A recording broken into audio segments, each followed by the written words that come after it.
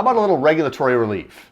Who wouldn't go for that, right? Hi there, this is Jerod Moyer with Bankers Compliance Consulting. Today's relief comes in the form of flood insurance and the frequently asked questions. We currently have a set that's out there. They recently proposed an updated version of that. Now, what's that mean for all of us? Well, many of the Q&As will remain mostly unchanged. They've added some, and then they made some pretty big revisions to some others. You need to be aware of these, but today I want to tackle one thing that I think is pretty cool, and that's where this regulatory relief comes into play. They're going to relieve some of your burden, and we don't always get that in our industry, but today you're going to.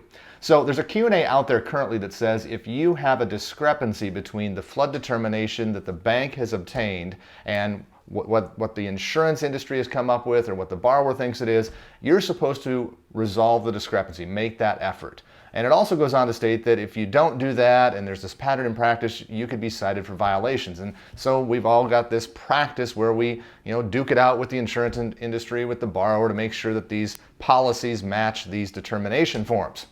Well, one of the proposed Q&As out there, and I say proposed because that's what it is, but I really think this is probably something they're already applying in practice. We just haven't heard a lot about it.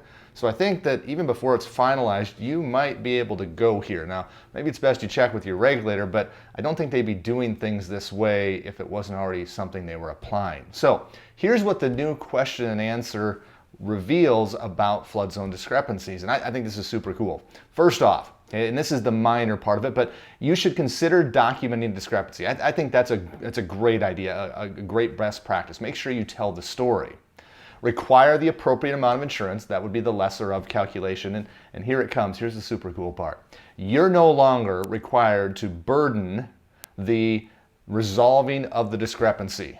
Okay, and that's a great thing. Document the story, move on. You don't have to work to get this thing resolved. And better yet, the regulatory agencies are not going to be citing you for violations when flood determination forms don't match up with your policy declarations page.